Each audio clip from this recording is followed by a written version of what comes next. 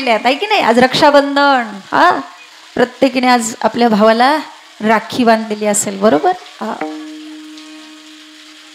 दादांनो, तुम्ही एक रक्षाबंधन आणि भाऊबीज या 2 दिवशी आपल्या बहिणीला कधीच विसरायचं नाही. आता राख्या पण खूप महाग झालेल्या आहेत.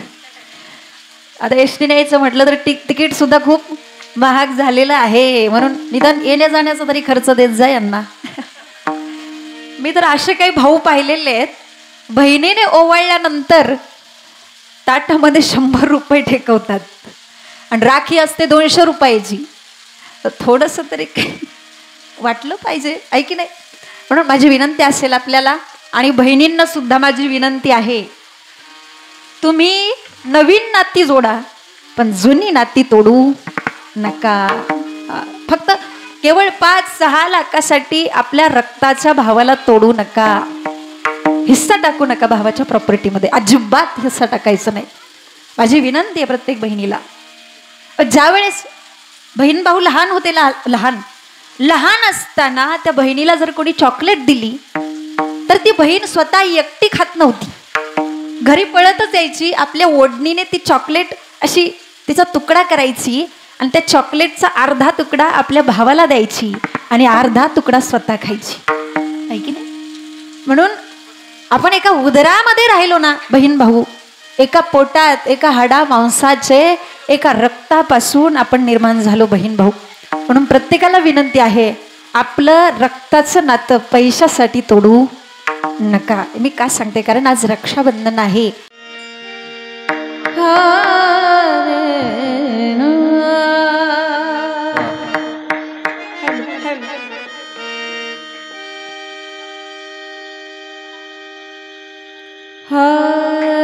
हरी राम कृष्ण हरी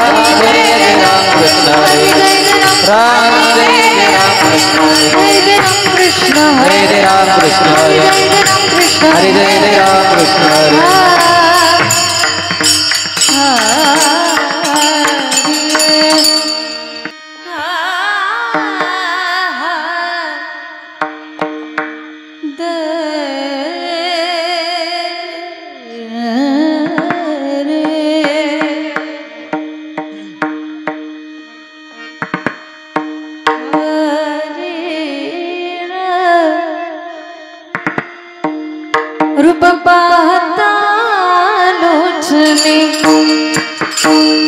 रूप पाहता लोचने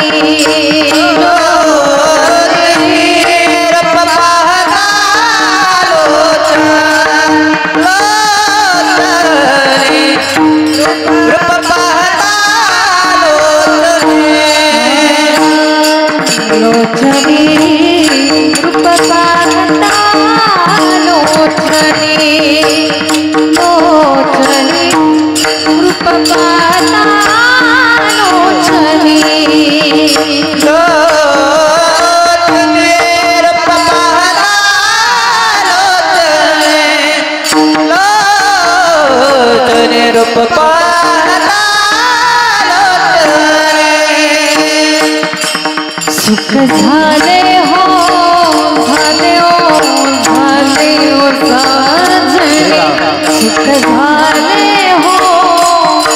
झाले ओ साजनी हो तो हा विठ्ठल बरवा बरवा तो हा विठ्ठल बरवा सुख झाले ओ साजनी सुख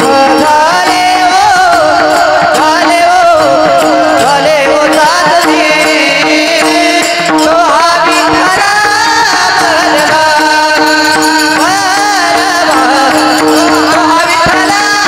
बरवा तो हा माधव तो हा माधव तो हा माधव बरवा तो हा माधव माधव माधव बरवा तो हा विठ्ठल बरवा बरवा तो हा विठ्ठल बरवा तो हा माधव बरवा तो हा माधव बरवा तो हा विठ्ठल बरवा तो हा विठ्ठल बरवा सुकृताची जोडी सोडी भक्त सुकृताची जोडी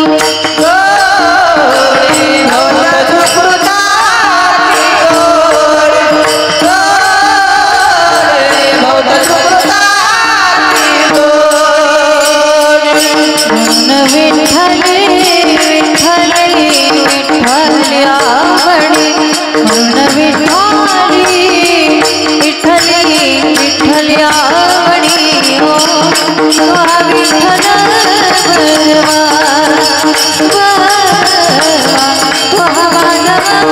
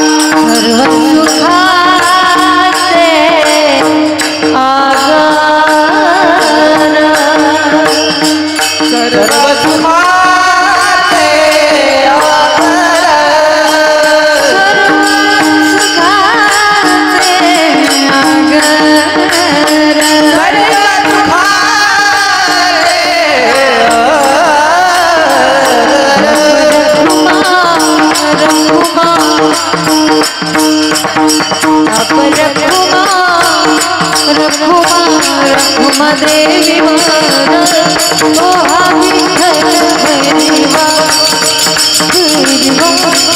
तो हा माधव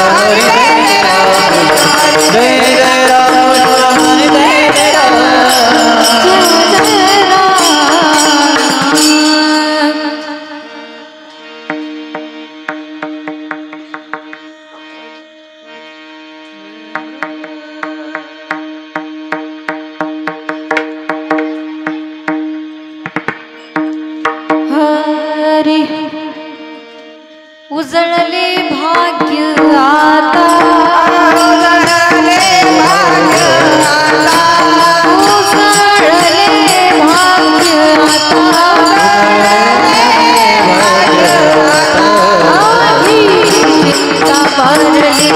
भाग्य चिंता मारली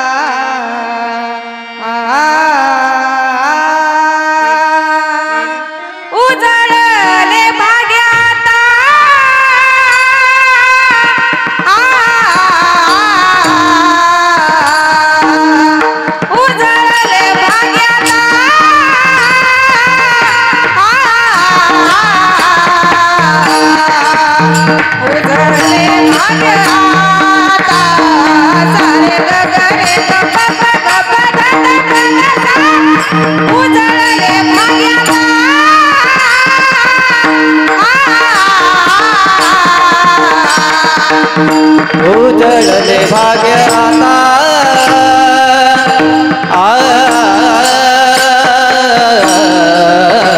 उजळले भाग्य आता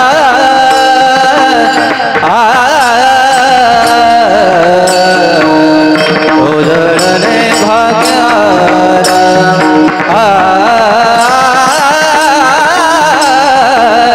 उजळले भाग्य आता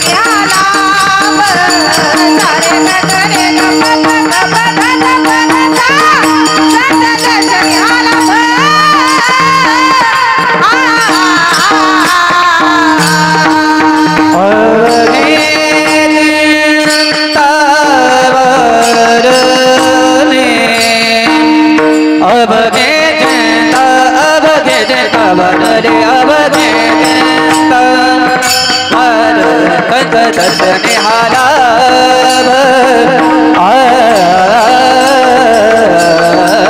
संत दर्शने हाला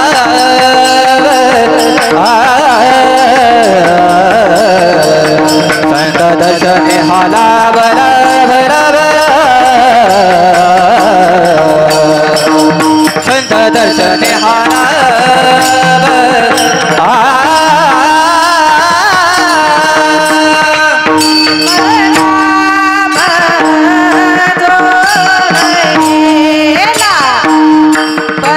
भरोड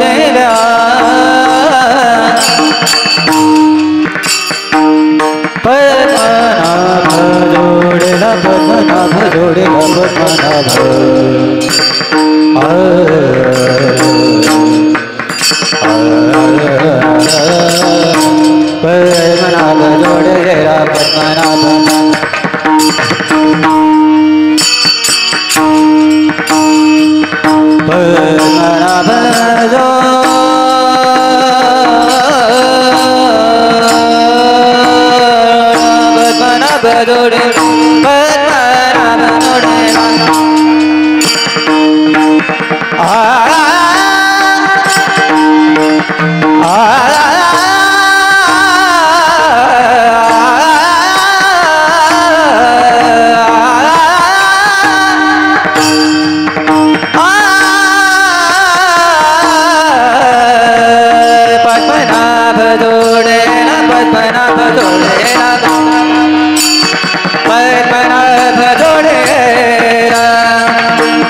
दर्शने हाला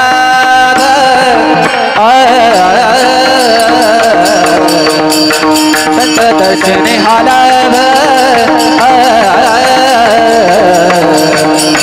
संत दर्शने हाला संत दर्शने हाला दर्शने हाला संत दर्शने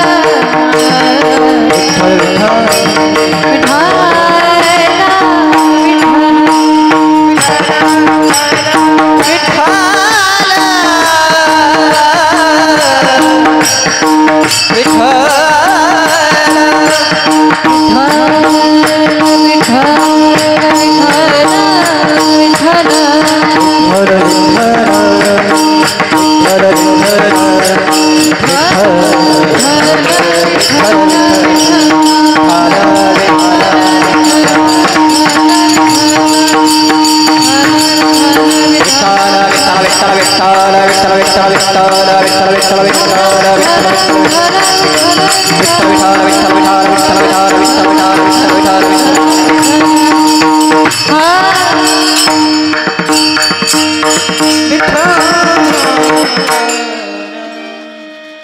मुजळले भाग्य आता अवघी चिंता वारली संत दर्शनी लाभ पद्मनाभ जोडिला संपुष्ट हे हृदय पेटी करुणी पोटी साठू संत दर्शनी लाभ पद्मनाभ जोडिला तुका म्हणी होता ठेवा तुका म्हणी होता ठेवा तो या भावा सापडला संत दर्शनी लाभ पद्मनाभ जोडिला महायोगपीठे तटे भीमरथ्या वरं पुण्डलीकाय दातुं मुनीन्द्रैः समागत्य तिष्ठं तमानन्दकन्दं परब्रह्मलिङ्गं भजे पाण्डुरङ्गं पाण्डुरङ्गकरो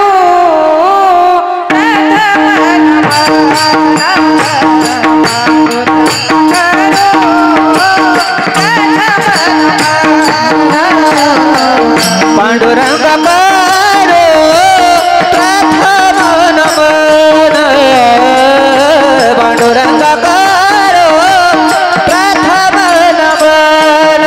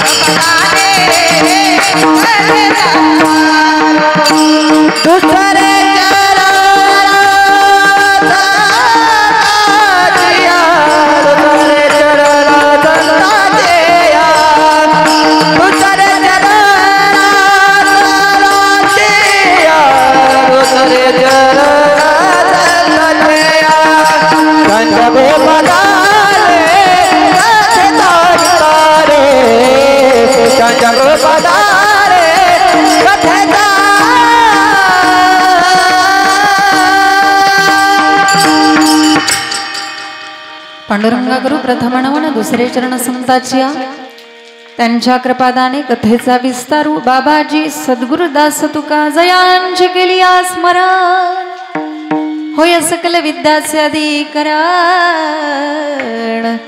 तेची वंदू श्री चरण श्री गुरुचे ते नमस्कार आणि आता ओम नमो ज्ञानेश्वरा करुणा करा दयाळा तुमचा अनुग्रह लादलो पावन झालो चराचरी उजळले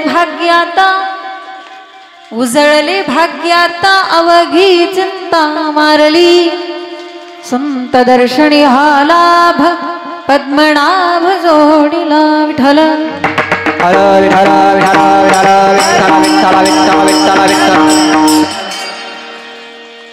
प्रस्तुत प्राप्त प्रसंगी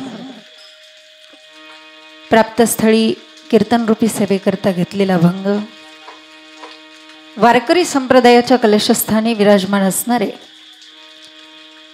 जगद्गुरु जगद्वंदनीय श्रीमंत श्री तुकोबाराय यांचा उत्कृष्ट असा सर्वांच्या परिचयाचा आणि 4 चरणाचा अभंग आज या ठिकाणी सेवेसाठी विठ्ठल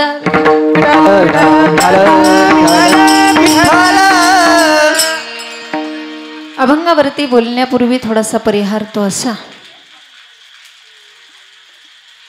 आज या ठिकाणी ज्या निमित्ताने आजच्या ह्या कार्यक्रमाचं नियोजन आहे ते निमित्त म्हणजे आपल्या ह्या परिसरामध्ये सुंदर असं भगवान श्री दत्तात्रेयांचं मंदिर आहे आणि या मंदिरामध्ये आज रक्षाबंधन व नारळी पौर्णिमेच्या निमित्ताने आजची ही कीर्तन रूपी सेवा या ठिकाणी आयोजित केलेली आहे। ज्यांच्या माध्यमातून आजच्या या कार्यक्रमाचं आयोजन आहे ते आदरणीय हरिभक्तपरायण निंबाळकर बाबा या ठिकाणी निंबाळकर महाराजांनी तसेच त्यांचे सर्व सहकारी या ठिकाणी हरिभक्तपरायण आदरणीय ज्यांनी संपर्क केला ते आमचे परमस्नेही वसंत महाराज धुमाळ तसेच प्रकाश दादा या ठिकाणी सर्वच आपल्या या परिसरामधले सर्व भाविक भक्त आपण जर पौर्णिमेला कीर्तनाचं नाम यज्ञाचं आयोजन करता आणि त्या निमित्ताने जर पौर्णिमेला महाप्रसादाचं सुद्धा नियोजन या ठिकाणी आपण करत आहात। या कार्यक्रमाची खूप छान पद्धतीने या मंदिरामध्ये आपण अखंडता ठेवलेली आहे आणि त्या निमित्ताने सर्वांच्या सहकार्यातून आजच्या या कार्यक्रमाचं आयोजन नियोजन सर्वांची सुंदर अशी साथ आजच्या या कीर्तनासाठी आहे। आजच्या या कीर्तनासाठी ज्यांची गायनाची साथ आहे आपण सर्वांनी आवाज ऐकला हरिभक्तपरायण वाघ महाराज, मला वाटतं या अगोदर कुठेतरी प्रसंग आला होता तिथंच कुठेतरी वाघ महाराज ज्यांची गायनाची गोड अशी साथ आहे आमच्या सोबत आलेली तृप्तीताई या ठिकाणी सर्वच आपले भजनी मंडळ सर्व गायक मंडळी या ठिकाणी ज्यांची पेटीची सुंदर अशी साथ आहे, आमचे आप्पाच म्हणतात ना, बापू म्हणतात ना, मी पण बापूच म्हणते, जाऊ द्या. तुम्ही माझ्यापेक्षा ज्येष्ठ आहात ना. हरिभक्तपरायण आदरणीय बापू, खूप सुंदर अशी पेटीची साथ या अगोदर सुद्धा बऱ्याच कार्यक्रमाला आपण केलेली आहे. या ठिकाणी ज्यांची मृदंगाची साथ आहे आमचेच भाऊ आहेत, आमचे बंधू आदरणीय हरिभक्तपरायण जीवन महाराज धायगुडे, विनेकरी तात्याच ना, तात्या सर्वच. आणि आपला कार्यक्रम ज्यांच्यावरती डिपेंड आहे ती सुंदर अशी माईक सिस्टीम, सर्वांच्या उपस्थितीने सर्वांच्या साथीने आपल्या कार्यक्रमाला प्रारंभ. विठाला विठाला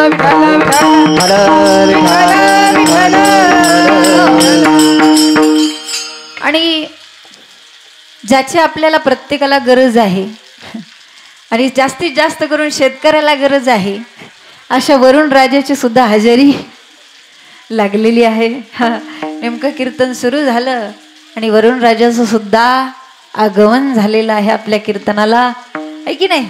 आणि म्हणून आजच्या या कीर्तनाला आपण सर्वांच्या सोबतीने सर्वांच्या साथीने या ठिकाणी सुरुवात करायची आहे. या अभंगातून जगद्गुरु तुकोबाराय स्वतःला झालेली अनुभूती, स्वतःला झालेला आनंद व्यक्त करतायत. आनंद व्यक्त करत असताना ते म्हणतायत, उजळले भाग्य आता अवघी चिंता वारली. बरं, का बरं आनंद झाला महाराजांना? त्याचं कारण हे सांगितलं. कारण मला संताचं दर्शन झालं, संत दर्शनी हा लाभ. आणि संताचं दर्शन झाल्यानंतर मी काय केलं? त्यांना हात जोडले, पद्मनाभ जोडला. कारण संतामुळेच आपल्याला भगवंताची प्राप्ती होऊ शकते. त्या संत महात्म्यांनी आम्हाला सांगितलं की देव हृदयामध्ये कसा ठेवायचा. संपुष्ट हे हृदय पेटी करोनी पोटी साठवू. पण अंतकरणामध्ये जर का भाव असेल तरच देव आपल्याला मिळेल, अन्यथा मिळणार नाही. आणि तो विठाल विठाल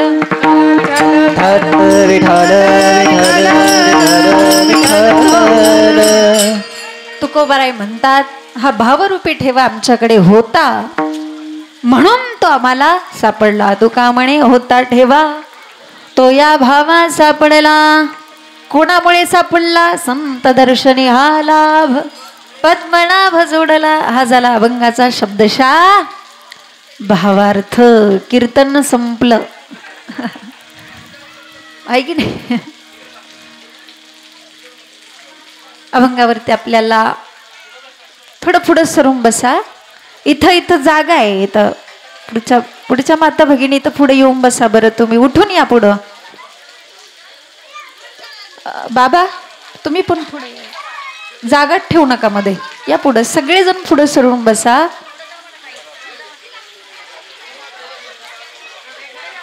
ओके, थोड्या वेळात पाऊस थांबेल, कुणी गडबड करू नका. फक्त थोडा वेळ शांत राहा. सरा पुढं, सरा पुढं.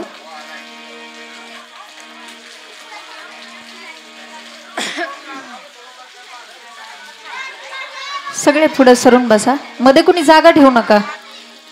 विठाल विठाल विठाल विठाल विठाल विठाल विठाल विठाल.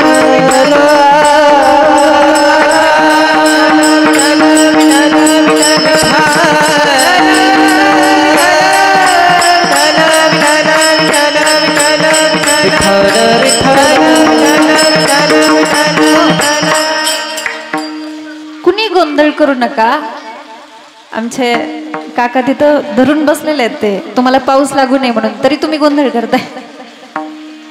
सेवा खूप मोठी सेवा आहे.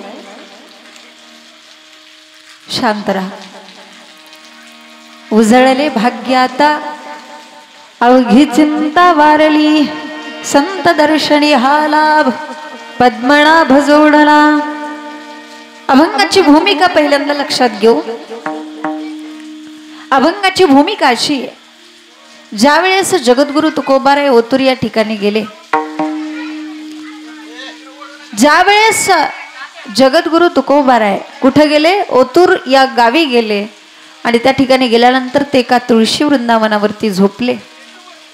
झोपल्यानंतर त्यांना स्वप्न पडलं. तेव्हा त्यांच्या स्वप्नामध्ये कोण आलं होतं? बाबाजी स्वप्नी येऊन तुकयाला अनुग्रह दिला निज प्रीती. कोणता अनुग्रह दिला? बाबाजी आपुले सांगितले नाम मंत्र दिला रामकृष्ण हरी. ऐकी नाही.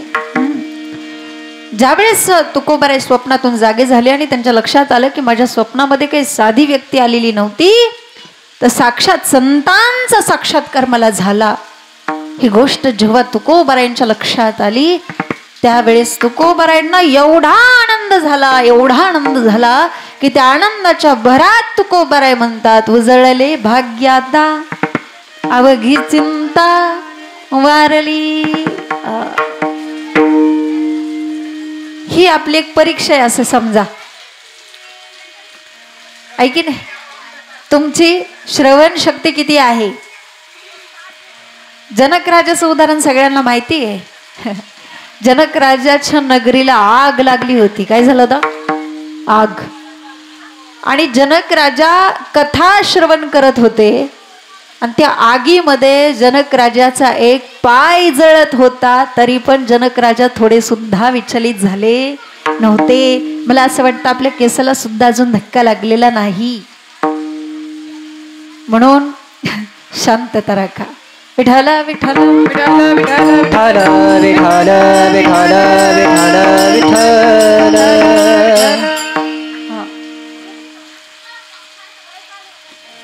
आज रक्षाबंधन आहे, आहे की नाही? आज अतिशय पवित्र दिवस आपल्या सर्वांसाठी, खूप खास दिवस आहे आणि त्यामध्ये सोमवारचा दिवस आहे, आहे की नाही? श्रावणातला सोमवार आणि नारळी पौर्णिमा, सगळे योग कसे जुळून आलेले आहेत, आहे की नाही? आज रक्षाबंधन. हा, प्रत्येकीने आज आपल्या भावाला राखी बांधलेली असेल, बरोबर? हा. दादांनो, तुम्ही एक रक्षाबंधन आणि भाऊबीज या 2 दिवशी आपल्या बहिणीला कधीच विसरायचं नाही. आता राख्या पण खूप महाग झालेल्या आहेत. आता एसटीने यायचं म्हटलं तर तिकीट सुद्धा खूप महाग झालेलं आहे, म्हणून निदान येण्या जाण्याचा तरी खर्च देत जा यांना. मी तर असे काही भाऊ पाहिलेले आहेत, बहिणीने ओवाळल्यानंतर ताटामध्ये 100 रुपये ठेकवतात आणि राखी असते 200 रुपयाची. तर थोडंसं तरी वाटलं पाहिजे, आहे की नाही? म्हणून माझी विनंती असेल आपल्याला आणि बहिणींना सुद्धा माझी विनंती आहे, तुम्ही नवीन नाती जोडा पण जुनी नाती तोडू नका. फक्त केवळ 5-6 लाखासाठी आपल्या रक्ताच्या भावाला तोडू नका. हिस्सा टाकू नका भावाच्या प्रॉपर्टीमध्ये, अजिबात हिस्सा टाकायचं नाही. माझी विनंती आहे प्रत्येक बहिणीला. ज्या वेळेस बहीण भाऊ लहान होते, लहान असताना त्या बहिणीला जर कोणी चॉकलेट दिली तर ती बहीण स्वतः एकटी खात नव्हती, घरी पळतच यायची, आपल्या ओढणीने ती चॉकलेट अशी तिचा तुकडा करायची आणि त्या चॉकलेटचा अर्धा तुकडा आपल्या भावाला द्यायची आणि अर्धा तुकडा स्वतः खायची, आहे की नाही? म्हणून आपण एका उदरामध्ये राहिलो ना बहीण भाऊ, एका पोटात, एका हाडा मांसाचे, एका रक्तापासून आपण निर्माण झालो बहीण भाऊ.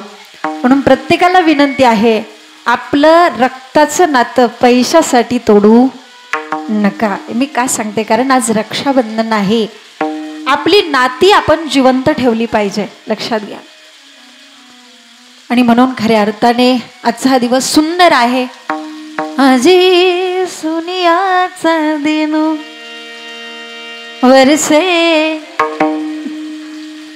आहे की नाही? अमृताचा घनु आजी सोनियाचा दिनो हरी पाहिला रे, हरी पाहिला रे. आजी सोनियाचा दिनो वर्षे अमृताचा घनु आजी सोनियाचा दिनो. त्यामुळे हा भंग सेवेकरता घेतला. उजळले भाग्याता. बस महाराज म्हणतात, आमचं भाग्य उदयाला आलं का बरं? कारण संत दर्शनी हा, कारण मला संताचं दर्शन झालं. बघा, संतांना जो आनंद होतो आणि आपल्याला जो आनंद होतो तो वेगळा आहे बरं का. आपल्याला टेम्पररी गोष्टीमध्ये आनंद असतो. आपल्याला जर समजा धन भेटलं की आपण म्हणतो आज माझं भाग्य उदयाला आलं. माऊली म्हणतात, तरी निधान जोडवया भाग्य धडेगा धनंजया, परी जोडिले भोगावया विपायी होय. माऊली म्हणतात, जर समजा एखाद्याला घराचा पाया खोदत असताना मोहरांनी भरलेला हंडा दिसला तर तो म्हणतो आज माझं भाग्य उदयाला आलं. पण देव सगळ्याला सगळं देत नसतो. एखाद्याकडे भरपूर संपत्ती आहे पण त्या संपत्तीला वारसच कोणी नाही. मग संतती होण्यासाठी इतके प्रयत्न नवस काय दवाखाना काय करतो. शेवटी कर्म धर्म संयोगाने जर त्याला मुलगा झाला की तो म्हणतो आज माझं भाग्य उदयाला आलं. आहे की नाही? म्हणजे मुलगा झाल्यावरच लोक असं म्हणतात बरं का. 10% लोक सोडली तर 90% लोकांना असं वाटतं की काय पाहिजे, वंशाला दिवा पाहिजे. आहे की नाही?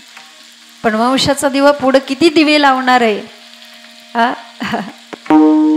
माणसाचं कसं आहे बघा, पहिली जर का मुलगी झाली ठीक आहे म्हणतात असू द्या, पण दुसरी जर का मुलगी झाली ना, दुसरी पण, याचा चेहरा पहा फोटो काढायसारखा दिसतो.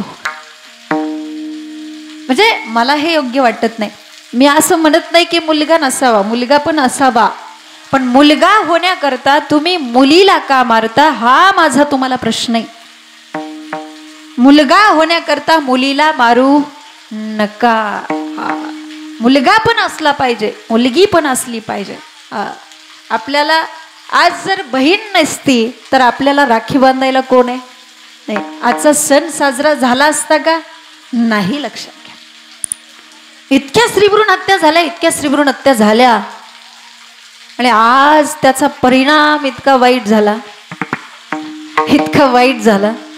आणि अशा परिस्थितीमध्ये जर समजा एखाद्या पोराचं जमलंच लग्न की तो म्हणतो आज माझं भाग्य उदयाला आलं. म्हणजे लग्नाच्या योगात पण काही लोक भाग्य समजतात बघा, पण लग्नाच्या योगात भाग्य समजायची काही गरज नाही. एका गृहस्थाचं लग्न झाल्यानंतर बऱ्याच दिवसाने त्याचा मित्र त्याला भेटला. तो म्हटला, का रे तुझी तब्येत एवढी खराब का झाली? तो म्हटला, रे काय सांगायचंय, बायको इतकी आगाव आहे की माझं काही ऐकतच नाही रे. त्याच्या मित्रांनी त्याला सांगितलं, तू एक काम कर म्हटलं, तू तिच्या उलट चालायचं म्हणजे तुझं सुलट होईल. काय करायचं? तू तिच्या उलट चालायचं म्हणजे तुझं सुलट होईल. त्याने त्या पद्धतीने केलं. गुण तर आला पण मनात तिचा इतका वैताग आला होता. एके दिवशी याच्या वडिलाचं श्राद्ध होतं. हा आला म्हटलं, हे बघ उद्या माझ्या वडिलाचं श्राद्ध आहे पण आपल्याला ते करायचं नाही. ती म्हटली, का म्हणून करायचं नाही? म्हटली, मी करणार. हिला उलट चालायची सवय होती आणि सगळं याच्या मनासारखं होत होतं. ब्राह्मण काकांना बोलवून घेतलं, पूजा झाली, जेवण झालं, ब्राह्मण काका निघून गेले. त्यानंतर हा आला म्हटलं, का ग हे पिंड वगैरे जे काय आहे ते उकिरड्यावरती टाकू का? ती म्हटली, नदी नाही का? तो म्हटला, आहे पण तू जाऊ नको, तुला पोहता येत नाही, नदीला पाणी भरपूर आहे. ती म्हटली, नाही मीच जाणार. ही पुढं, हा तिच्या पाठीमागं, अगं नको जाऊ, नाही जाणार, अगं बुडशील, बुडणार, मरशील, मरणार. कायमची कटकटच गेली. कर्कशी संगती दुःख उदंड फजिती. महाराज म्हणतात, या गोष्टीत भाग्य कधी समजायचं? भाग्य तरी नो है दान पुत्र दारा, भाग्य तरी नो है दान पुत्र दारा, भाग्य तरी नो है दान पुत्र धारा, भाग्य तरी नो है दान पुत्र धारा, तरी नो है दान पुत्र दारा, भाग्य तरी नो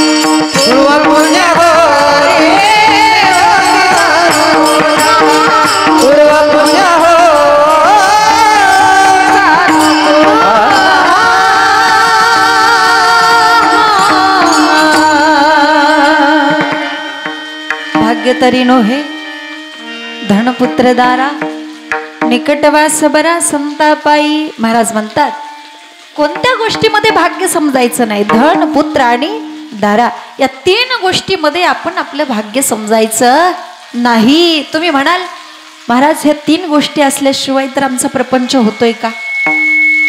प्रपंचामध्ये पहिल्यांदा काय लागतंय? धन लागतं, पैसा लागतो. त्याशिवाय प्रपंच होतोय का? प्रपंच सोडा, पण परमार्थ सुद्धा आजकाल पैशाशिवाय होत नाही. इथं जरी यायचं म्हटलं तरी आम्हाला काय लागलं? धन लागलं. म्हणजे पैसा हा वाईट आहे असं म्हणता येणार नाही. पैसा हा चांगलाच आहे, पुत्र देखील चांगलाच आहे. पण कोणता पुत्र चांगला आहे? जर तो आज्ञाधारक असेल, जर तो आपल्या आई वडिलाचं ऐकत असेल तर तो चांगला आहे. तिसरी गोष्ट दारा. दारा म्हणजे पत्नी. पत्नी चांगली आहे का? चांगलीच म्हणावं लागेल. आहे की नाही? घरी गेल्यावर खायचे वांदे होतील.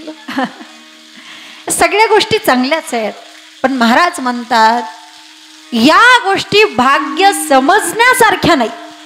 कारण एरती माईक दुःखाची जनती. याचा अर्थ असा नाही की या गोष्टीत राहायचं नाही, या गोष्टीत सुद्धा राहायचं. तुकोबारांनी संसार केला, संतांनी संसार केला, पण देहाने मनाने मात्र परमार्थ केला. अशा पद्धतीने संसारात राहिलं पाहिजे. संसारी असावे असुनी नसावे, संसारी असावे असुनी नसावे.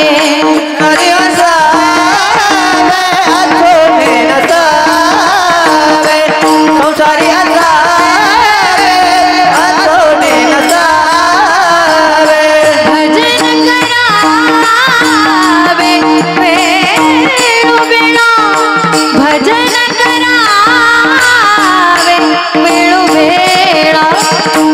हरिमुखी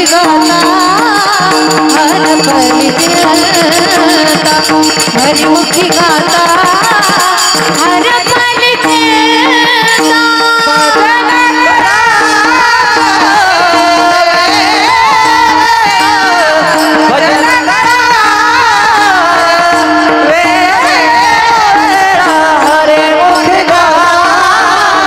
हर पल खेळता, हरिमुखी गाता हर पल खेळता.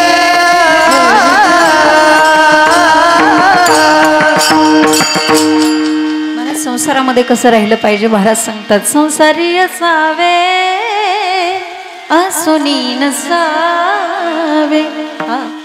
उदाहरण सांगू का तुम्हाला संसारामध्ये कसं राहायचं? दह्यातल्या केसाप्रमाणे. कसं? दह्यातल्या केसाप्रमाणे. इकडच्या पेक्षा जास्त इकडे लवकर समजेल. ताई, दह्यातला केस जर आपण साईडला काढला तर तो कसा निघतो? त्याला दही असतं का लागलेलं? नाही. एकदम असा शुद्ध धुतल्यासारखा, त्याला दही लागलेलं राहत नाही. अगदी तसंच संसारामध्ये राहिलं पाहिजे. पण आपण संसारामध्ये कसं राहतो माहिती का? घोळाच्या ढेपीला चिकटलेला मुंगळा. तो तुटून येतो पण निघून येत नाही. असं नाही राहायचं. का बरं? या गोष्टी भाग्य समजण्यासारख्या नाहीत. महाराज म्हणतात भाग्यवंत कोणाला म्हणायचं? भाग्यवंत म्हणूतया शरण गेले पंढरीराया. पहिला भाग्यवान जो पांडुरंगाला शरण जातो तो कोण आहे? भाग्यवान.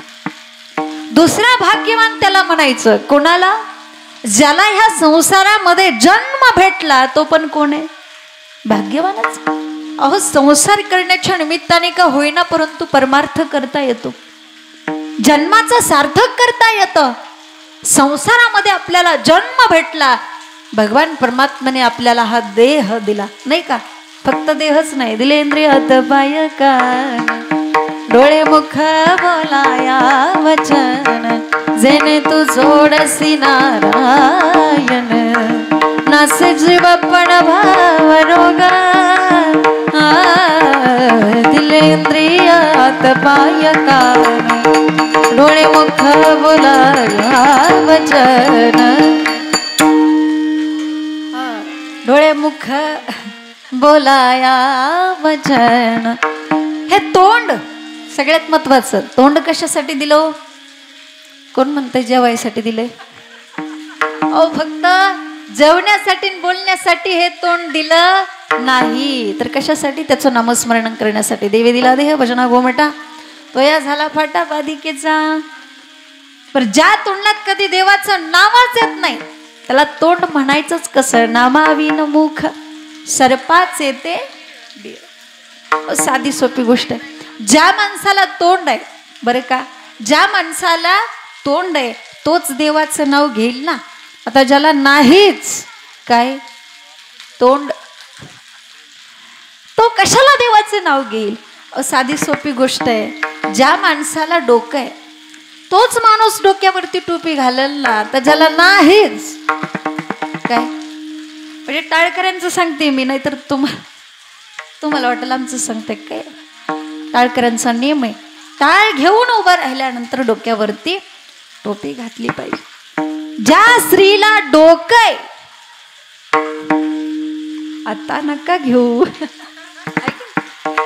तर बरोबर ह्यांना करंट लागला. आमच्या माता भगिनींनी काय केलं माहितीये का? त्यांची चूक नाही, अजिबात नाही बरं. त्यांनी इथं कीर्तनाला यायला लागल्यापासूनच डोक्यावरती पदर घ्यायचं बंद केलंय. कुठे यायला लागल्यापासून? इथं. कारण त्यांनी इथंच ऐकलंय डोईचा पदार आला खांद्यावरी, डोईचा पदार आला खांद्यावरी, भरल्या बाजारी जाईन मी, भरल्या बाजारी जाईन मी, डोईचा पदार आला खांद्यावरी, डोईचा पदार आला खांद्यावरी. खांद्यावर तरी राहू द्या ऐकी दे.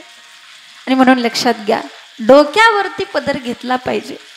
आपण हिंदू धर्मामध्ये जन्माला आलो ना, आपल्या डोक्यावरती पदर पाहिजे.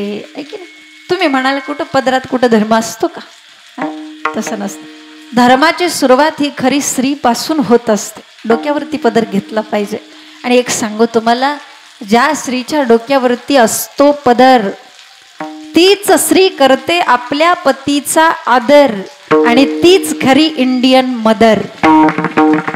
म्हणून डोक्यावरती पदर घेतला पाहिजे.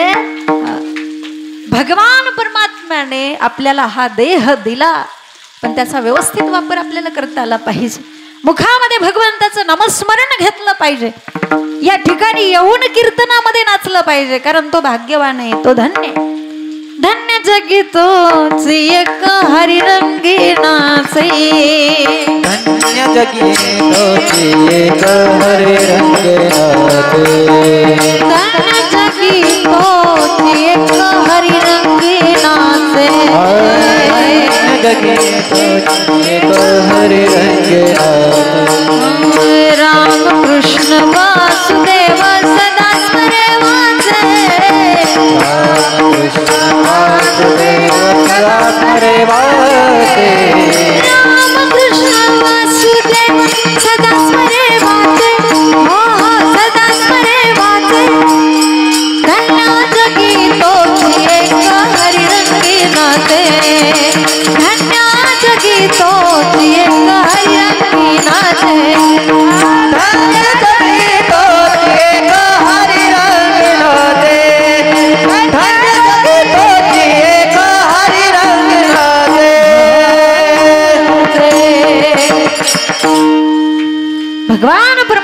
आपल्याला हा देह दिला, भाग्यवान आहोत आपण, देह मिळाला तो कळाला पाहिजे.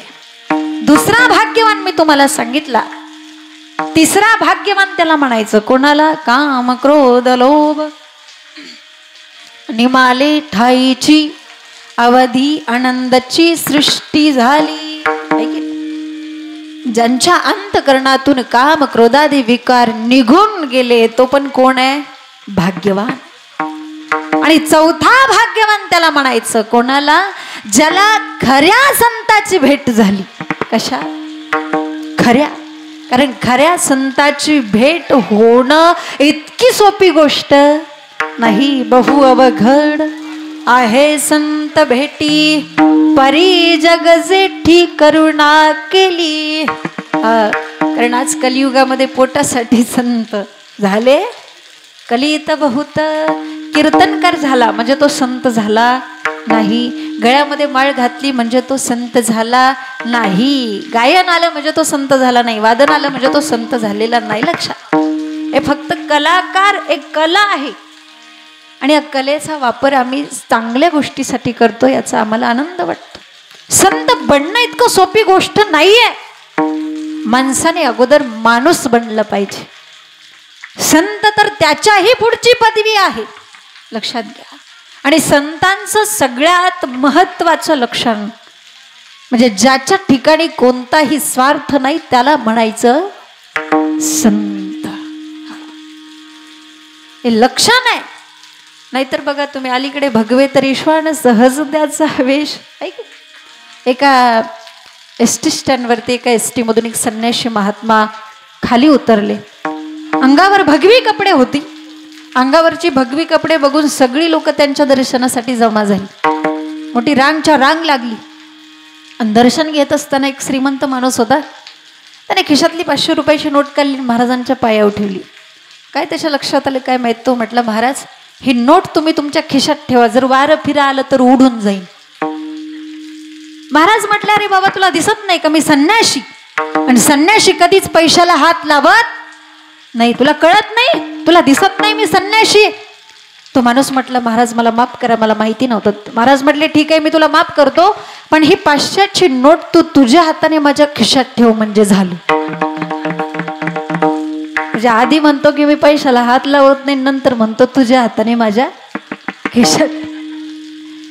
ज्याच्या ठिकाणी कुठल्याही प्रकारचा स्वार्थ नाही त्याला म्हणायचं संत. मुळात संत कोणाला म्हणायचं? सोसी जगाचे आघात. जो जगाचा आघात सहन करतो त्याला म्हणायचं संत. किती सहन करावं तुकोबारायांनी, ज्ञानोबारायांनी. एवढे मोठे संत तरी पण त्यांना समाजाने त्रास दिला, परंतु भगवंताच्या भक्तीमुळे त्यांच्यावरती काही परिणाम झाला नाही. तुकोबारायांच्या जीवनातला एक प्रसंग मी तुम्हाला सांगेन. तुकोबारायांच्या 14 टाळकऱ्यांपैकी 4 टाळकरी लोहगावचे होते. आणि त्यामधला शोभा कासार नावाचा एक त्यांचा टाळकरी होता. जिथं तुकोबारायांचं कीर्तन असायचं तिथं तो जायचा. बरेच दिवस झालं आपले पती बाहेर जातात, पण बायकोची विचारायची हिम्मत नव्हती की तुम्ही जाता कुठं. हा पूर्वीचा काळ आहे बर का. आता उमऱ्याच्या बाहेर पाऊल टाकण्याच्या अगोदरच बायकोला विचारावं लागतं जाऊ का, कुठं जायचं हा पुढचा प्रश्न. ऐके ना, पूर्वीचा काळ आहे. पण एके दिवशी शोभा कासारांच्या पत्नीने विचारलं महाराज तुम्ही जाता कुठं? जाण्याबद्दल वाद नाही पण काळजी वाटते. शोभा कासार भोळे होते. त्यांनी सांगितलं मी तुकोबारायांच्या कीर्तनासाठी जातो.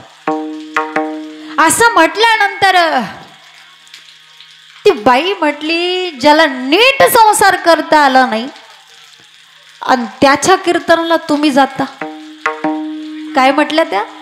ज्याला नीट संसार करता आला नाही त्याच्या कीर्तनाला तुम्ही जाता. असं म्हटल्या बरोबर शोभा कासारांनी तिच्या कानाखाली लावली. पुन्हा असं बोलू नकोस. तिने विचार केला जा माझ्या नवऱ्याने मला कधी एका शब्दाने दुखावलं नाही, त्याने आज मला मारलं आज मला. याला कारणीभूत केवळ कोण आहेत?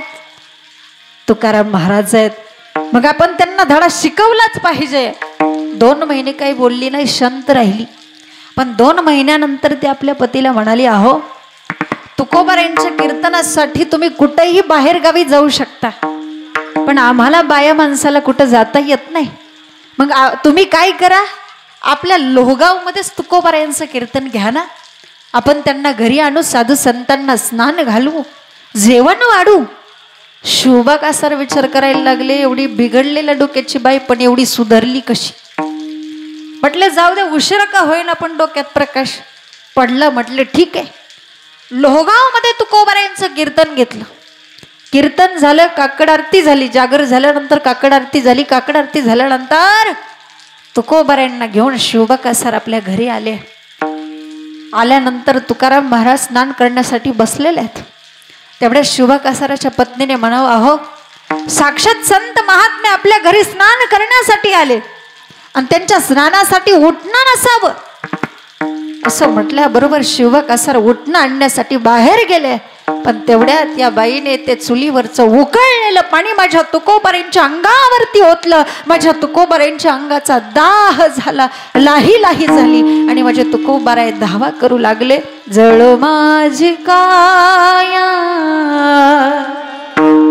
लागला वळवा, जळ माझी काया लागला वळवा, जळ माझी काया लागला वळवा,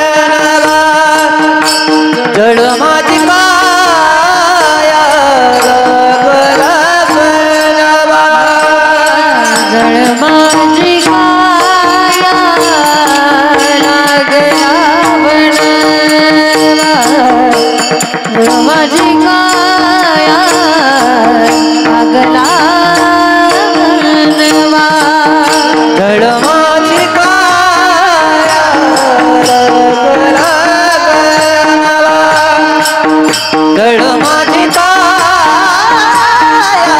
लागला वळवा, भावरे केशवा माय बापा, धावरे केशवा माय बापा, धावरे धावरे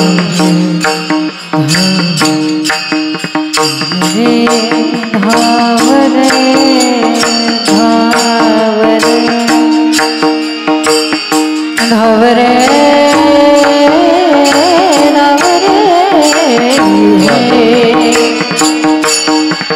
धावरे धावरे धावरे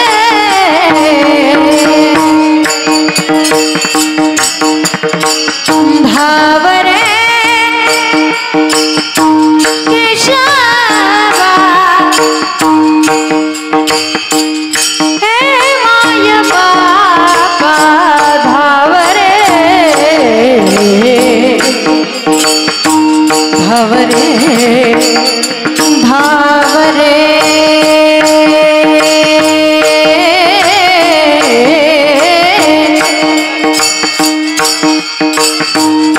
केशवा माय बापा, धावरे धावरे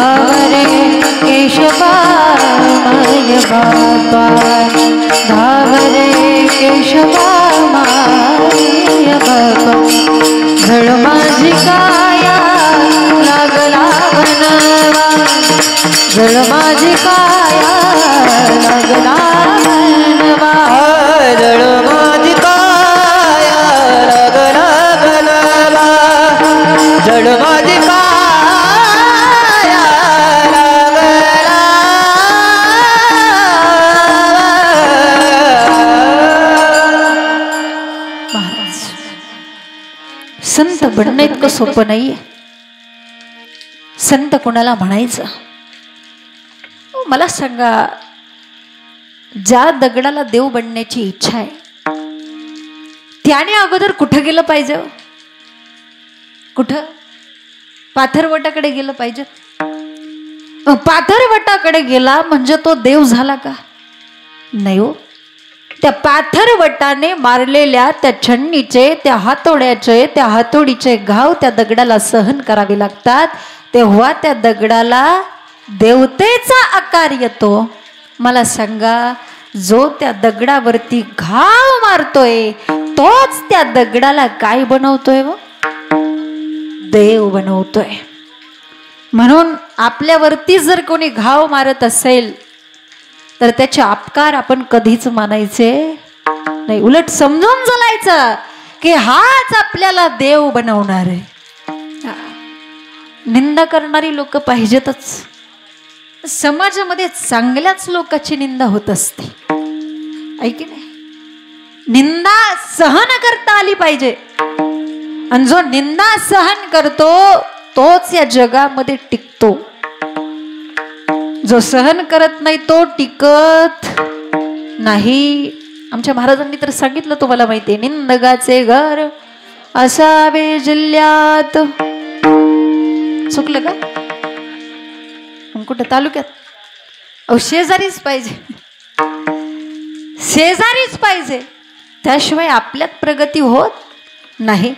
सहन करणारा टिकतो, लक्षात घ्या. मला असं वाटतं इकडल्यापेक्षा जास्त सहनशक्ती आपल्याकडे, आमच्या माता भगिनींकडे जेवढी सहनशक्ती आहे तेवढी कोणातच नाही. सहनशक्ती शिकावी कोणाकडून? एकतर ती पृथ्वीकडून, नाही तर मग ती स्त्रीकडून. मला आपलं कौतुक वाटतं आणि अभिमान वाटतो. आपल्याकडे सहनशक्ती आहे. तुम्ही म्हणाला आमच्याकडे नाही का? तुमच्याकडे पण आहे, पण यांच्या एवढी नाही. मीच तुम्हाला सांगू, एक आतापर्यंत कितीतरी शेतकऱ्यांनी आत्महत्या केल्या, पण एका तरी शेतकऱ्याच्या पत्नीने आत्महत्या केलेली बातमी तुम्ही ऐकली का? ऐकी नाही. मग सहनशक्ती, सहन करता आलं पाहिजे. या तुमच्याकडे आयुष्यभर राहतात. तुम्ही सासरवाडीला 1-2 दिवसच राहून दाखवा. आपल्या सगळ्या माणसांना आपल्या रक्ताची नाती तोडून आपण नवीन माणसामध्ये राहतो, सगळ्यांना आपलंसं करतो, सगळ्यांना प्रेम देतो. हे एक स्त्रीची सहनशक्ती आहे. सहन करता आलं पाहिजे. एका लोहाराचं दुकानाचं उद्घाटन होतं आणि त्या उद्घाटनासाठी त्यांनी आम्हाला निमंत्रित केलं. लोहाराचं दुकान म्हटलं, त्याच्या दुकानामध्ये काय असणार आहे? हातोडी होती, छन्नी होती, पकड होती, घोडसे होते आणि मध्यभागी एक आयरन ठेवली होती. आयरन. तर आम्ही गेल्यानंतर दादांनी ते आमच्या हातामध्ये कुंकवाचं पात्र दिलं. आम्ही काय करणार? ज्या नवीन वस्तू दिसत आहेत त्याला अगोदर आम्ही गंध लावणार. पण ज्या वेळेस आम्ही त्या नवीन वस्तूला गंध लावण्यासाठी गेलो त्यावेळेस दादांनी आम्हाला थांबवलं. म्हटले, ताई अगोदर या आयरणीला गंध लावा. कशाला? आयरणीला. म्हटलं दादा, हे हातोडी नवीन आहे ना, अगोदर नवीन वस्तूला गंध लावला पाहिजे ना. म्हटलं दादा, आणि तुम्ही आयरणीला गंध लावायला सांगता. म्हटलं ही आयरन तर किती जुनी आहे. दादा म्हटले, ताई तुम्ही म्हणताय ते बरोबर आहे, ही आयरन खूप जुनी आहे. कारण याच आयरणीवरती माझ्या पंजोबांनी धंदा केला होता, याच आयरणीवरती माझ्या आजोबांनी धंदा केला होता. हीच आयरन माझ्या आजोबांनी माझ्या वडिलांकडे दिली आणि हीच आयरन माझ्या वडिलांनी माझ्याकडे दिली. म्हटलं बापरे, एवढी जुनी आयरन. मी पुन्हा प्रश्न विचारला. म्हटलं दादा, आयरन जुनी आहे तर मग हातोडा का नवीन आहे? हातोडी का नवीन आहे? छन्नी का नवीन आहे? पकड का नवीन आहे?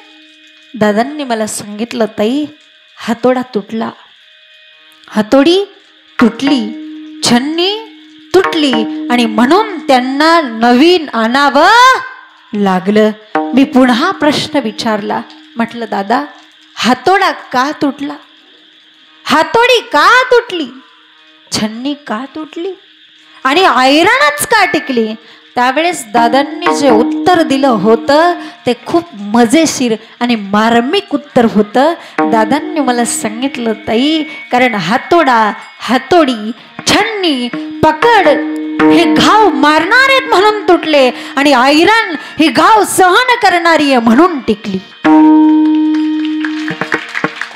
म्हणून ऐरणी सारखं बनलं पाहिजे. ऐरणीच्या देवा तुला थिंगी थिंगी वाहू दे, आम्हाला माया तुझी आम्हावरी राहू दे, आभाळागत माया तुझी आम्हावरी राहू दे. सुख थोडं दुःख भारी दुनिया ही भली बुरी, सुख थोडं दुःख भारी दुनिया ही भली बुरी. गाव बसल घावावरी सोसायाला झुंजायाला अंगी बळ येऊ दे,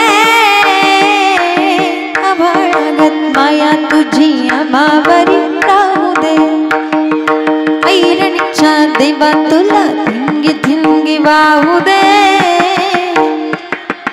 आभाळागत माया तुझी आम्हावरी राहू दे,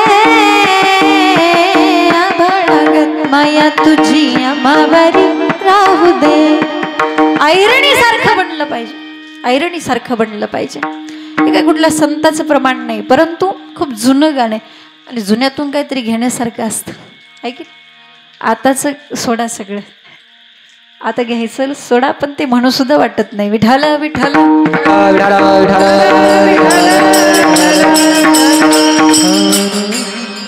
संत बनणं इतकं सोपं नाही. जगाचा आघात सहन करतो त्याला संत म्हणतात. आणि जीवनामध्ये त्या संताची भेट जर झाली तर तो महात्मा भाग्यवान आहे. कारण त्याची माझे हित करीती सकळ. संत महात्म्यांना जेवढं आपलं हित कळतं, आपले आई वडील सोडून आणि संत सोडून आपलं हित तेवढं कोणालाच समजू शकत नाही. हा, आणि त्यामुळे जीवनामध्ये खरं काय आणि खोटं काय हे सांगणारे कोण आहेत? संत आहेत. आपण या ठिकाणी आला म्हणजे सत्याच्या ठिकाणी आला. जे काही खोटं होतं ते सगळं आपण सोडून इथं जे सत्य आहे त्या ठिकाणी आलो. कारण या जगामध्ये सत्य फक्त भगवंत आहे. या जगामध्ये सत्य फक्त ईश्वर आहे. लक्षात घ्या, ईश्वर सत्य है,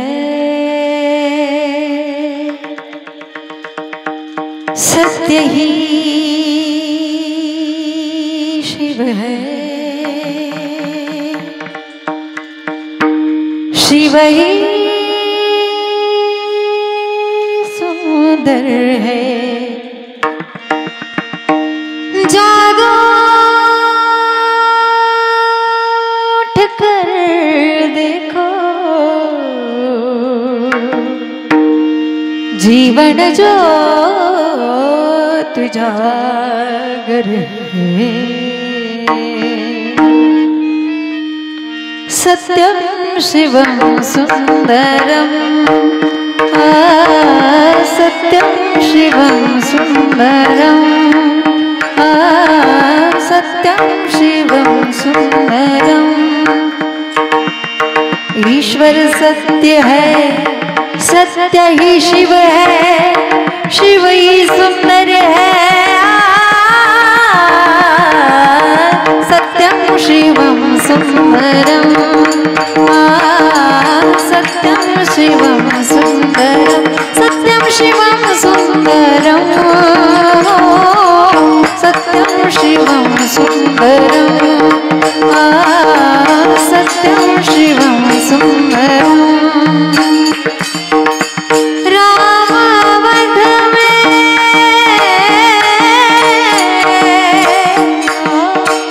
रामावध में, काशी में शिव, कान्हा वृंदावन में.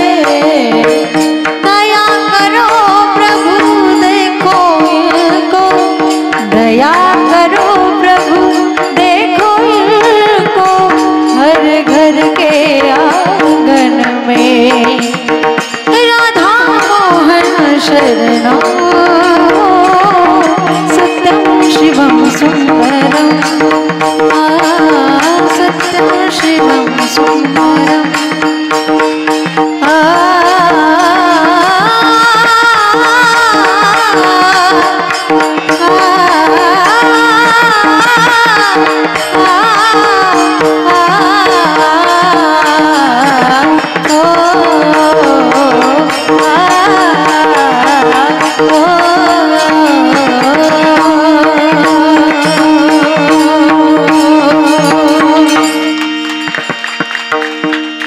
जगामध्ये सत्य फक्त भगवंत आहे आणि या भगवंताची जाणीव करून देणारे संत आहेत. आणि अशा संताची भेट ज्याला झाली त्याच्यासारखा भाग्यवान या जगामध्ये कोणच नाही. भाग्याचा उदय ते हे जोडे संत पाय. तो भाग्यवान आहे ज्याला खऱ्या संताची भेट झाली. तुम्ही म्हणाल आज कलियुगामध्ये ते इतकं सोपं नाही. याचा अर्थ असा नाही की कलियुगामध्ये संत नाहीत, कलियुगामध्ये सुद्धा संत आहेत. याला पुरावा आहे. साधू थोर जाना, साधू थोर जाना, साधू थोर जाना कलियुगी. मग कलियुगामध्ये संत आहेत, पण कुठंतरी 10,000मध्ये एखादा संत आपल्याला पाहायला मिळेल. मग प्रत्येकाला संताची भेट होणं शक्य नाही. निदान नाही संताची भेट झाली, नाही नसतील आज ज्ञानोबाराय आपल्यामध्ये, तुकोबाराय आपल्यामध्ये, पण ज्ञानोबारायांच्या रूपाने ज्ञानेश्वरी आहे, तुकोबारायांच्या रूपाने तुकोबारायांची गाथा आहे. तुकोबारायांची गाथा घ्या, गाथ्यातला अभंग वाचा, अभंगाच्या माध्यमातून प्रत्यक्ष तुकोबाराय तुम्हाला बोलतील. ज्ञानेश्वरी घ्या, ज्ञानेश्वरीची ओवी वाचा, ओवीच्या माध्यमातून प्रत्यक्ष ज्ञानोबाराय तुमच्याशी संवाद करतील. गरज नाही की प्रत्येकाला संताची भेटच झाली पाहिजे, कारण आज कलियुगामध्ये क्वचित एखादा संत पाहायला मिळेल.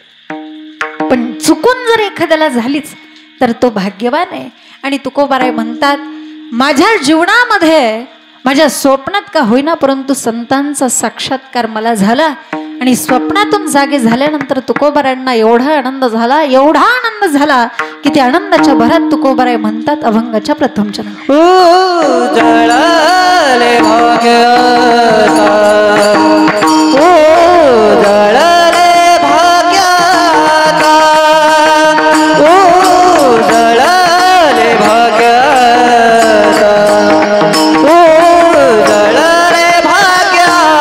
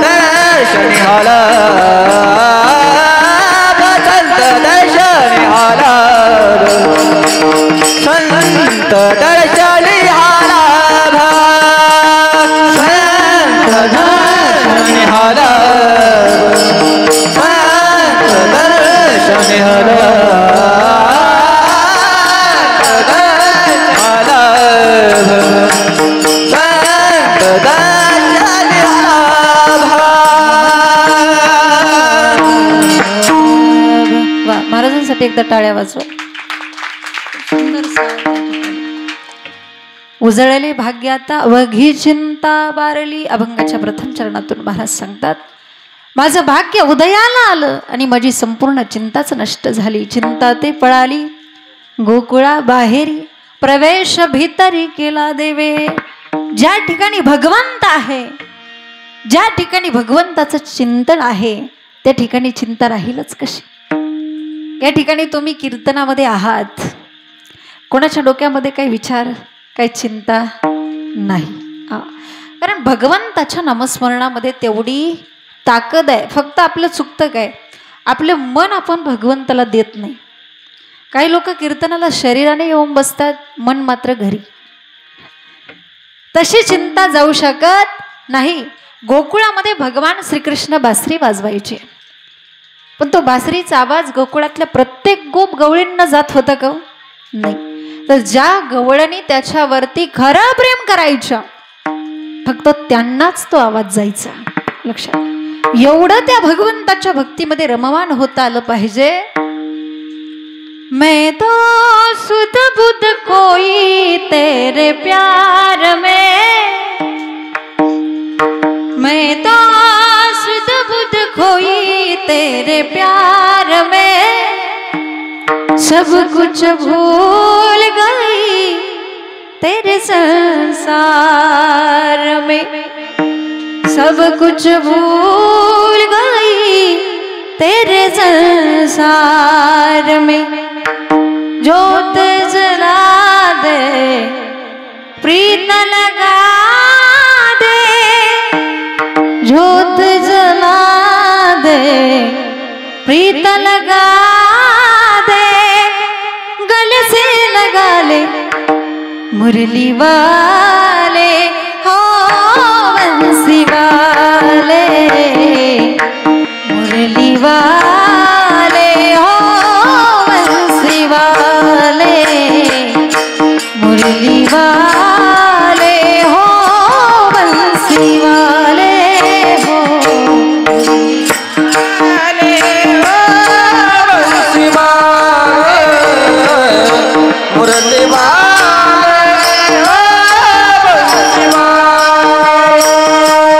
मैं तो राधा गई बदनाम रे, मैं तो राधा हो गई बदनाम रे, हरि भजना बिना नहीं कोई काम रे, हरि भजना बिना नहीं कोई काम रे. दास नारायण हो गया पावन, दास नारायण हो गया पावन, चरणों में ले मुरली वाले हो बंसी वाले, मुरली वाले हो बंसी वाले, मुरली वाले हो बंसी वाले, मुरली वाले हो बंसी वाले.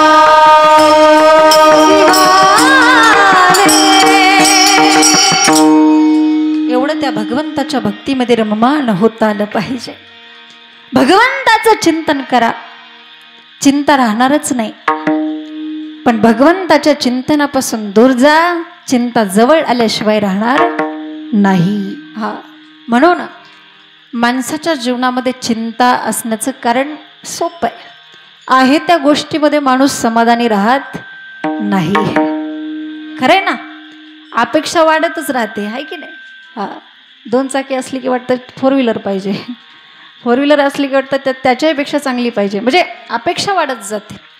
महाभारत असं बोलतं की पृथ्वीवरच्या एका माणसाला पृथ्वीवरची सगळी संपत्ती जरी गोळा करून दिली तरी त्याचं समाधान होणार नाही. तरी पण त्याला असं वाटेल की आता स्वर्गामध्ये गेलं पाहिजे. स्वर्गामध्ये गेलं की वाटेल आता स्वर्गाचा राजा झालं पाहिजे. स्वर्गाचा राजा झालं की वाटेल ब्रह्मलोकामध्ये गेलं पाहिजे. ब्रह्मलोकामध्ये गेलं की वाटेल ब्रह्मदेव झालं पाहिजे. ब्रह्मदेव झालं की वाटेल 4 तोंडाचं झालं पाहिजे. 4 तोंडाचं झालं की वाटेल 10 तोंडाचं झालं पाहिजे. हे काय रात्रभर संपायचं नाही. माणसाची अपेक्षा वाढत जाते. नगरसेवक जरी असला तरी त्याला असं वाटतं नगराध्यक्ष व्हावं. नगराध्यक्ष झालं की वाटतं आमदार व्हावं. आमदार झालं की वाटतं खासदार व्हावं. खासदार झालं की वाटतं मुख्यमंत्री व्हावं. मुख्यमंत्री झालं की वाटतं पंतप्रधान व्हावं. पंतप्रधान झालं की वाटतं राष्ट्रपती व्हावं. आणि राष्ट्रपती जरी झाला तरी त्याचं समाधान होत नाही. विश्वास नसेल तर त्यांना तुम्ही जाऊन विचारू शकता. कोणी समाधानी नाही. एक जण खासदार झाले, चांगल्या मताने निवडून आले आणि त्यांच्या परिचयाचे एक महाराज होते. ते महाराज त्यांचं स्वागत करण्यासाठी गेले. हार घातला आणि ते महाराज त्यांना म्हटले, नमस्कार साहेब, अभिनंदन साहेब, तुम्ही खासदार झाला. तो म्हटला, कशाचं काही महाराज, येरती माईक दुःखाची जनती. महाराज म्हटले, हो पण तुम्ही खासदार झालात ना. म्हटलं हो. मंत्रिमंडळामध्ये गेलात ना. म्हटलं हो. मग तरी पण तुमचा चेहरा असा पडलेला का. बस तो म्हटला, काय सांगायचंय महाराज, सरकारने असं खातं दिलंय की काही खाताच येत नाही. मग अशा माणसाचं किती खाल्लं म्हणजे समाधान होईल? कधीच होणार नाही, आहे की नाही?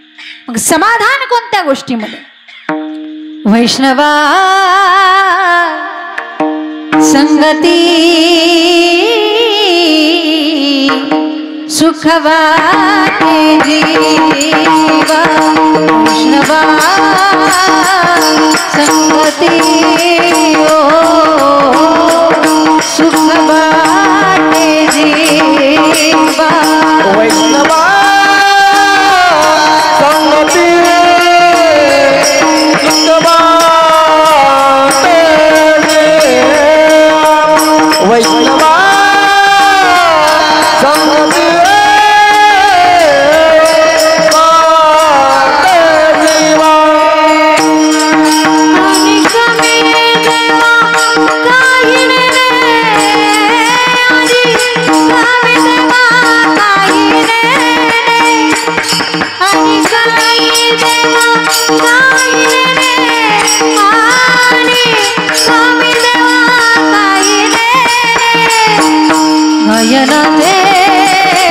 पुढे आपुली आठवते, नयनाचे पुढे आपुली आठवते, गायनाचे पुढे आपुली आठवते, गायनाचे पुढे आपुली आठवते.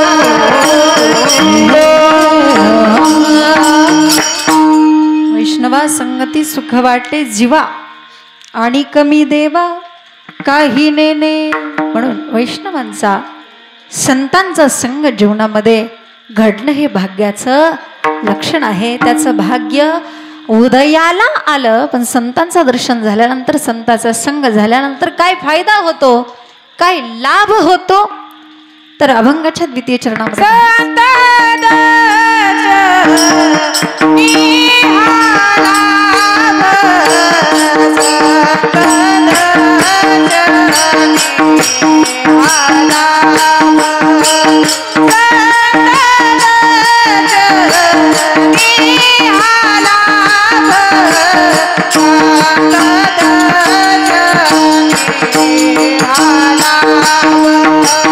संत दर्शनी आला, संत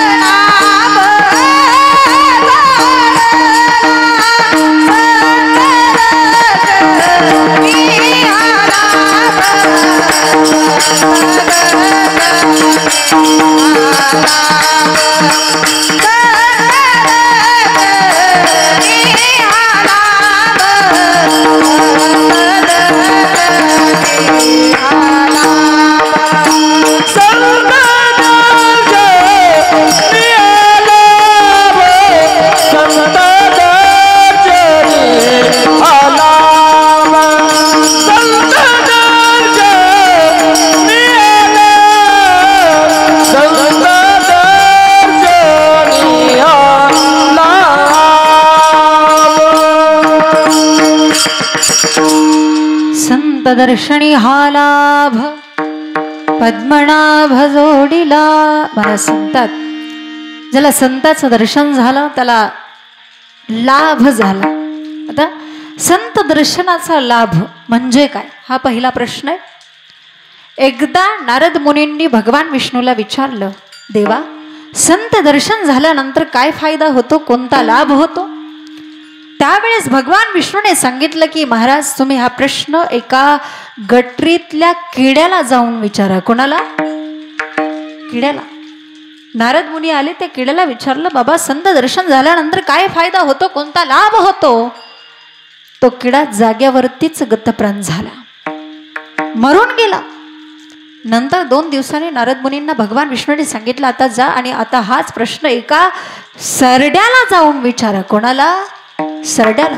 नारद मुनी मृत्यूलोकामध्ये आले, त्या सरड्याला विचारलं, बाबा संत दर्शन झाल्यानंतर कोणता लाभ होतो, पण तो सुद्धा जाग्यावरतीच गतप्राण झाला, मरून गेला. नंतर 2 दिवसांनी भगवान विष्णूने नारद मुनींना सांगितलं की आता हाच प्रश्न तुम्ही एका पोपटाच्या पिल्लाला जाऊन विचारा. कोणाला? पोपटाच्या पिल्लाला. नारद मुनी आले, त्या पोपटाच्या पिल्लाला विचारलं, बाबा संत दर्शन झाल्यानंतर काय लाभ होतो, पण त्याची सुद्धा तीच अवस्था झाली, ते सुद्धा मरून गेलं. नंतर 2 दिवसांनी नारद मुनींना सांगितलं, आता हाच प्रश्न तुम्ही एका गायीच्या वासराला जाऊन विचारा. कोणाला? गायीच्या वासराला. नारद मुनी आले, पण त्याला विचारणार तेवढ्यात तर ते मरून खाली पडलं. नंतर 2 दिवसांनी भगवान विष्णूने नारद मुनींना सांगितलं की आता हाच प्रश्न तुम्ही एका राजवाड्यामध्ये एका राजपुत्राने नुकताच जन्म घेतलाय त्याला जाऊन विचारा. कोणाला? राजाच्या मुलाला. आता मात्र नारद मुनी थांबले आणि देवाला म्हटले, देवा मी काय तुला मूर्ख वाटतो का?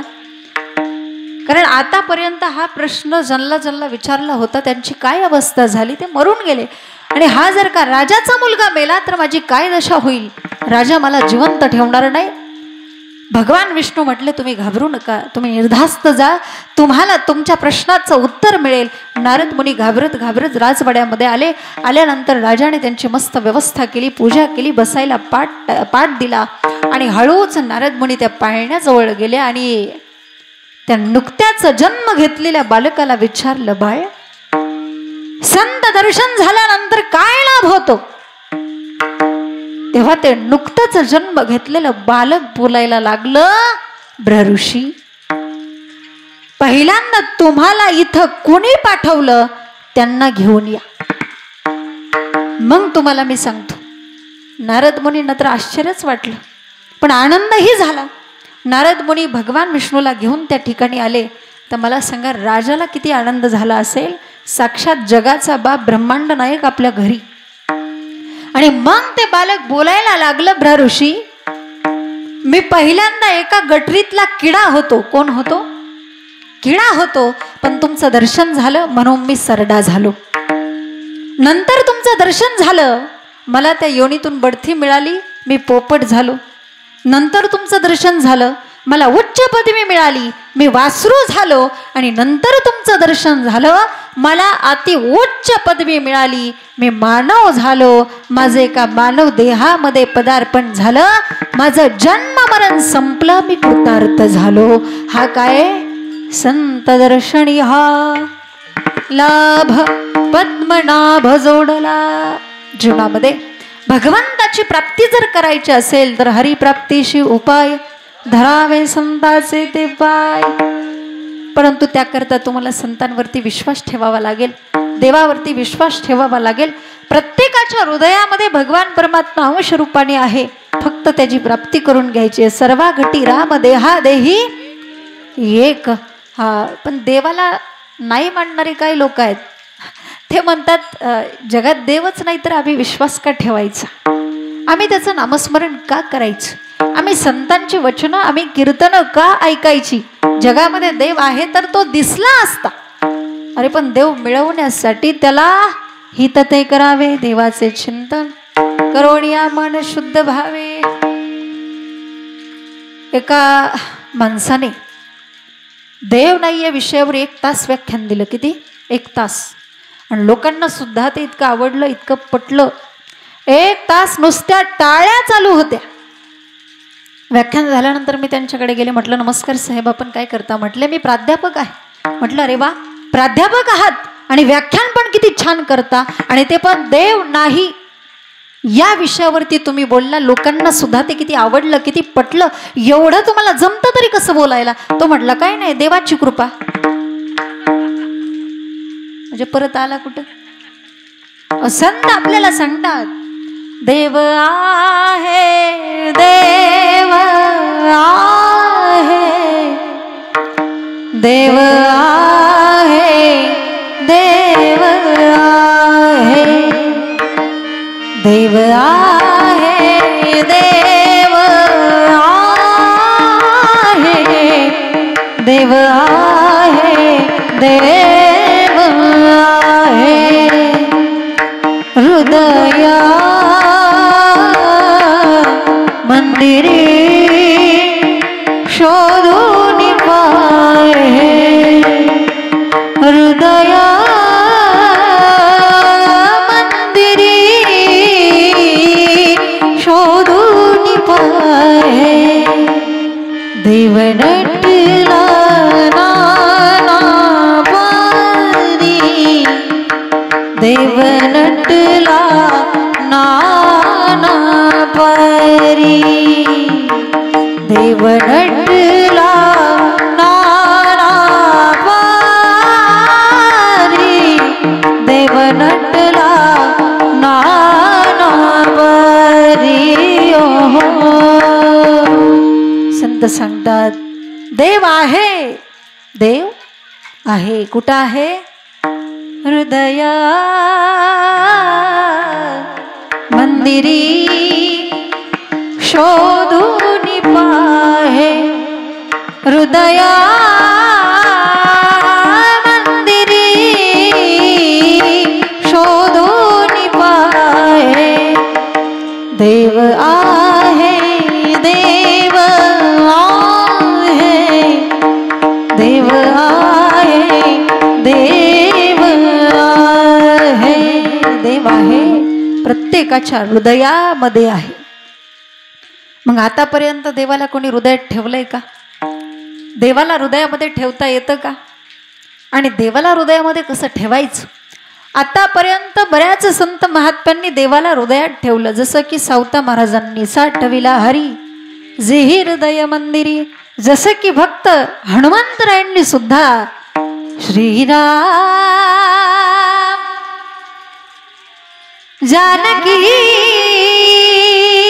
बैठे हैं मेरे सीने में, श्रीराम जानकी बैठे हैं मेरे सीने में, श्रीराम जानकी बैठे मेरे सीने में, श्रीराम जानकी बैठे मेरे सीने में. सुनो मेरे दिल के नगीने में, देख लो मेरे दिल के नगीने में, श्रीराम जानकी बैठे हैं मेरे सीने में, श्रीराम जानकी बैठे हैं मेरे सीने में. हरे राम जानकी बैठे मेरे सीने में, श्री राम जानकी बैठे मेरे सीने में. अशा पद्धतीने भगवंताला हृदयामध्ये ठेवता येतं. आणि तुकोबारायांनी आपल्याला उदाहरण देऊन सांगितलं की जसं की पूर्वीच्या काळामध्ये ज्या पूर्वीच्या स्त्रिया होत्या ना, ते आपल्या मौल्यवान वस्तू, आपले मौल्यवान दागिने एखाद्या पेटीमध्ये कुलूप लावून ठेवायच्या. त्यावेळेस कपाट नव्हती, पेटीमध्ये सगळं काही कुलूप लावून व्यवस्थित ठेवायच्या. अगदी त्या पद्धतीने तुकोबाराय म्हणतात, मी माझ्या हृदयरूपी पेटीमध्ये भगवान रूपी दागिना ठेवलाय. संपुष्ट हे हृदय पेटी करोनी पोटी साठवू संत दर्शनी हा लाभ. पद्मनाभ जोडला विठोबा रखुमाई.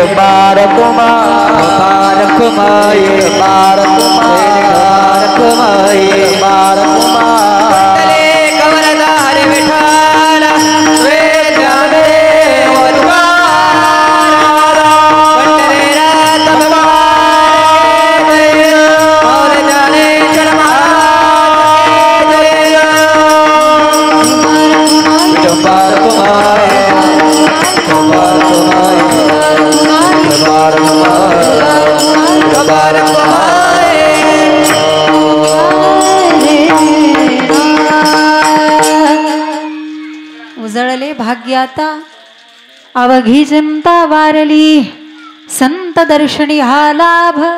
पद्मनाभ जोडला संपुष्ट हे हृदय पेटी करोनी पोटी साठवू संत दर्शनी हा लाभ. पद्मनाभ जोडला.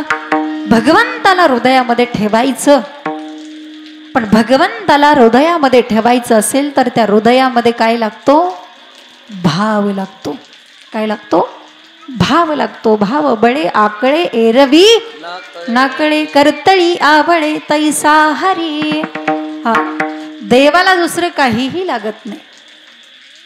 देवा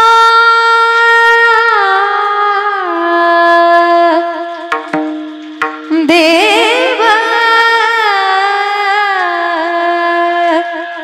भावाचा भुकेला. देवा भावाचा भुकेला.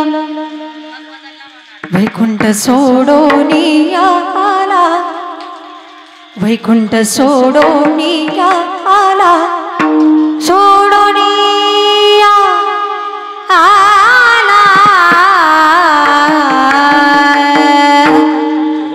देवा भावाचा भुकेला.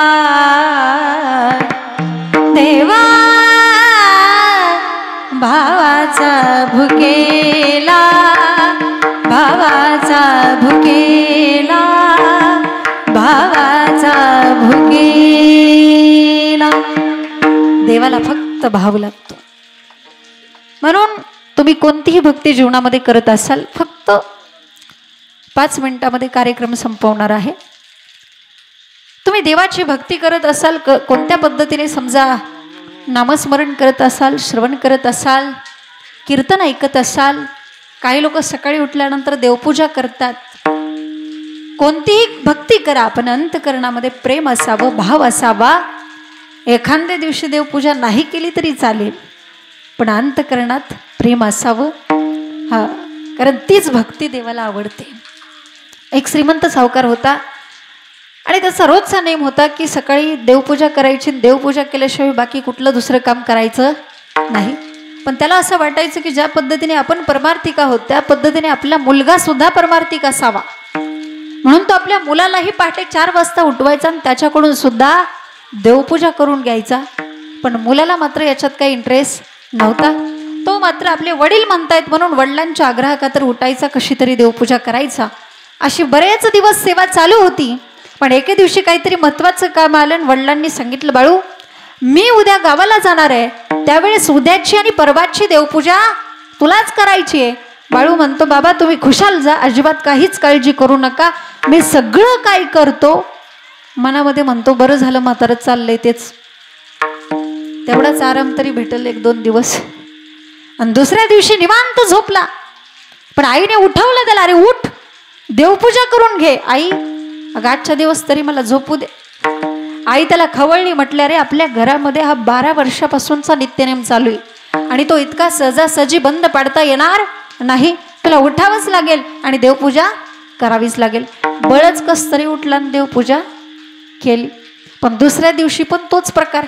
आता मात्र त्याला इतका वैताग आला, त्याने सगळे देव घेतले, उपरण्यामध्ये बांधले, एक बकेट घेतली, विहिरीवरती गेला, त्या बकेटमध्ये सगळ्या देवांना टाकलं आणि ती बकेट पाण्यात बुडवली. पण गंमत अशी झाली, त्यात जे वजनाने हलके देव होते ते असे पाण्यावरती तरंगायला लागले. त्याने बकेट बाहेर काढली, बघतोय तर बकेटमध्ये फक्त 3च देव. म्हटलं अरे फार वाईट झालं, मला वाटलं देवांना पोहता येत असेल. ते 3च देव घेऊन घरी आला, देव घरामध्ये ठेवले. आईने विचारलं बाळू देवाला गंध लावला का? तो म्हटला आई आता देवाला 10 दिवस गंध लावता येणार नाही. आई म्हटली का रे बाळा? तो म्हटला अगं त्यांना सुतक पडलंय ना. आई त्याच्यावर इतकी रागावली आणि आई रागावल्यामुळे तो शेवटी सासरवाडीला निघून गेला. सासरवाडीला गेल्यानंतर सासूबाई म्हटल्या बाई जावई बापू बरं झालं तुम्ही आला. तो म्हटलं का हो मामी? ते म्हटले अहो काय सांगायचे, परवाच तुमचे वडील आले आणि तुमच्या सासऱ्याला घेऊन गेले, तेव्हा इथली देवपूजा करायला कोणीच नव्हतं, बरं झालं तुम्ही आला.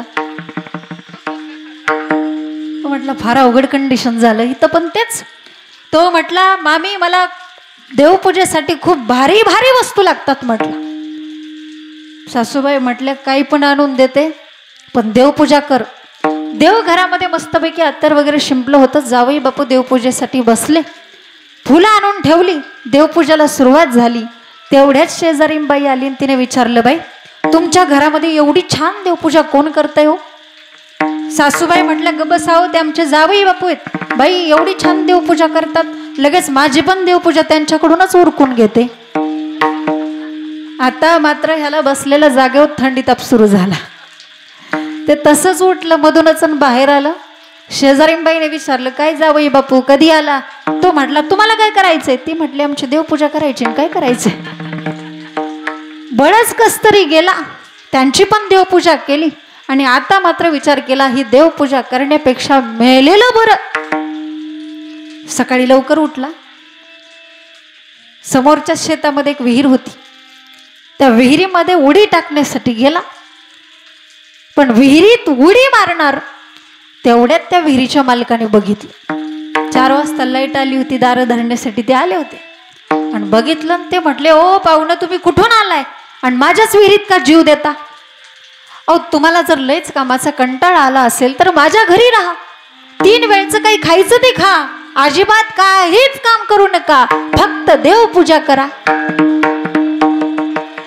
आता अशा लोकांनी किती जरी देवपूजा केली तरी त्या देवपूजेचं फळ त्यांना मिळणार आहे का? नाही. म्हणून भगवंताची भक्ती करत असताना अंतःकरणामध्ये भाव ठेवा आणि तीच भक्ती देवाला आवडते. आणि तुकोबाराय म्हणतात हा भावरूपी ठेवा आमच्याकडे होता म्हणून तो आम्हाला सापडला अभंगाच्या शेवटच्या चरणात. तुका मने होता ठेवा, तुका मने होता ठेवा, मने होता ठेवा, तुका मने होता ठेवा. तोया भावा सापडला, तोया भावा सापडला, संत दर्शन निहाला, संत दर्शन निहाला. तोया भावा सापडला, तोया भावा सापडला, संत दर्शन निहाला,